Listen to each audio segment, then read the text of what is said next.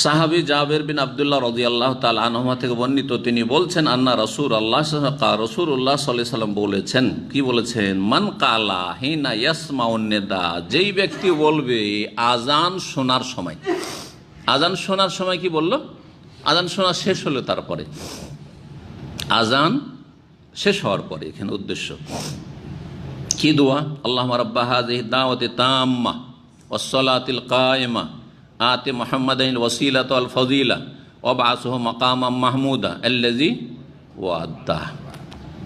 এটি হচ্ছে সহিহ হাদিস দ্বারা প্রমাণিত, সহিহ বুখারী হাদিস নম্বর 614, যেমনটা বললাম।